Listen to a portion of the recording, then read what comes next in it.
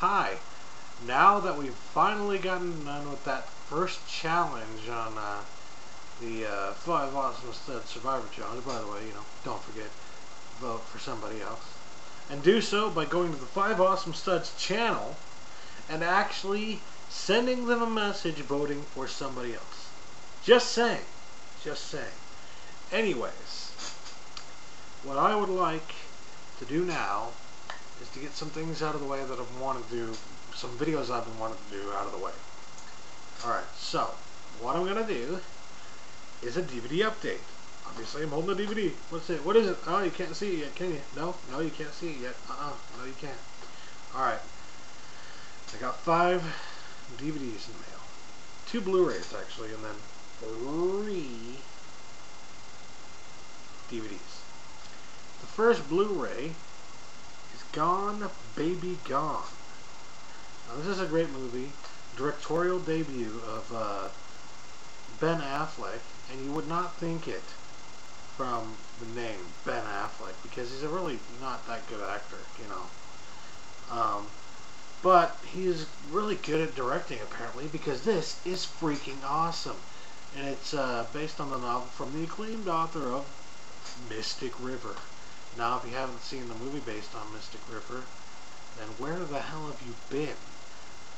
It's a really great movie, and it's a really great book, and same thing here. This movie is really great. It has like 3 different acts to it, really, and it really raises up a lot of questions and everything, and the acting is just so good. It's about a little girl goes missing, and poignantly enough, there is a police siren in the background, apparently. But the little girl goes missing, and these private detectives are trying to find out information about where her whereabouts might be. And they go on thinking, that they had never been able to find it, when in reality, well, you'll see when you see the movie. It's really, mystery, intrigue, that kind of thing. It's really good, and I feel like the overall point of the movie is something I really agree with and enjoy. So the way it ended is exactly the way I would have had it ended. There are certain scenes that just would not look the same unless they were on Blu-ray. So that is a good reason to pick up this one, if you have a Blu-ray player. And the next one I got, from the director who brings you all those movies about the end of the world, comes a movie about the very beginning of the world, 10,000 BC. Warning, all events may be entirely inaccurate. Same vein as like 300 to me, honestly. But I actually liked this movie, and I'll tell you why before I get my head bitten off, okay?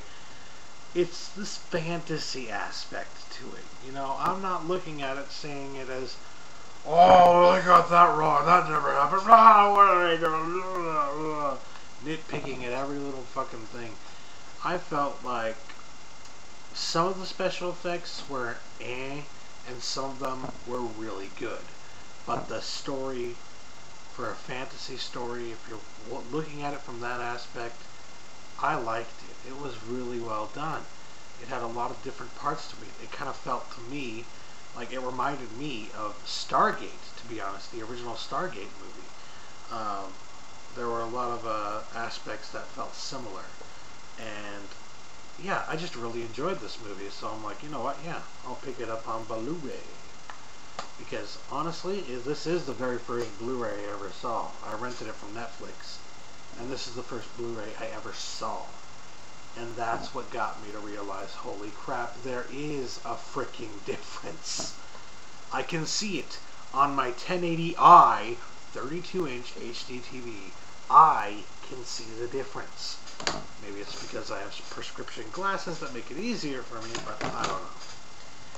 Next movie, Primer. If you've never heard of Primer, then you need to see this movie. And that's like a theme with everything I get, right? If I buy it, it's because I've seen it and I loved it. That's the way I am about movies that I watch and collect and buy. If I don't buy it unless I know I love it.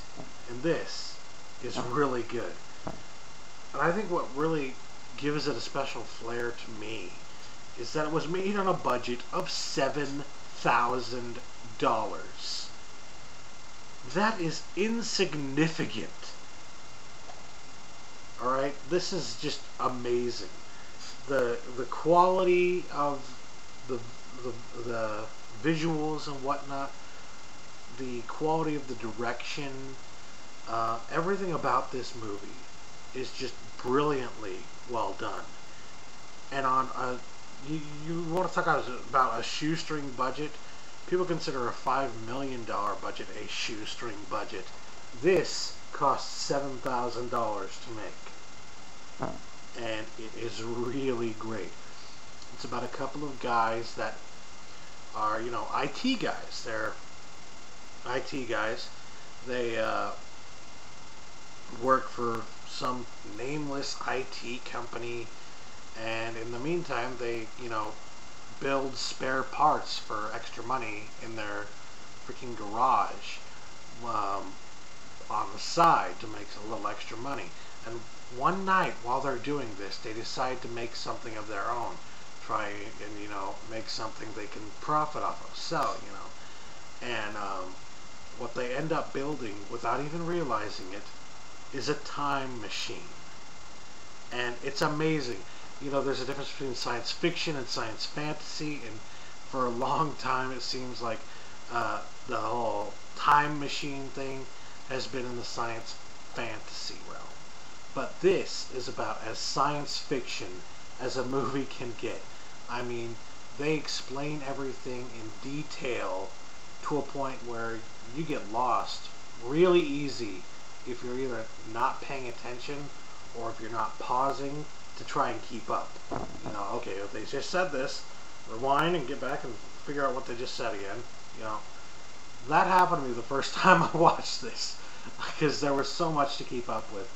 And that's just the pace of the movie, alright? It just goes really fast because it is, if I remember correctly, yeah, it's just a 1 hour and 17-minute film, which is like 77 minutes, you know. But it feels longer.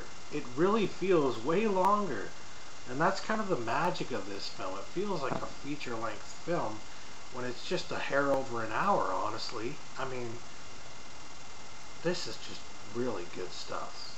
If you haven't seen it, you have to get it. You have to see it somehow. Download it if you have to. But that's how I started. I watched it on Netflix for free, and now I picked up the DVD, which can be hard to find for a decent price because since it costs $7,000, I mean, there's not so many copies of it out there. So they still sell it at about the same price that you'd expect to pay for a Blu-ray like this. I mean, you're going to find it for like $15 to $20 if you're lucky. But it's worth it. I mean, the guy who made this movie deserves whatever little money he gets off the top for those DVD sales. It's just, you just have to pick it up if you have the chance. Next! About a Boy. I know a lot of people have probably seen this now because it's been in like syndication on TBS and TNT and whatnot for years, but when I saw it when it first came out, I was just like, this is a good movie. This is a great movie. And, you know, I kind of related to it in a way, which is odd because there's nothing in the story I was even capable of relating to, but the characters were something you could relate to. Even if you couldn't relate to what was going on in their lives, you could relate to their attitude. You could relate to who they were as the characters. I really, really, really liked this movie, and so I got it for $5. Yeah, anyways, there's that. And then, of course, I'm filling out my Simpsons lately, right? Season 3 of The Simpsons. And this one actually came in pretty good condition, so I'm pretty happy about that. Even though there's not a lot of stuff on the third season that I'm a big fan of, I just want it to add to my collection because definitely I want the first 6 seasons. That's where all the magic really happened for me. And yeah, it's The Simpsons. Do I need to say anything more? No. No, I don't. Okay?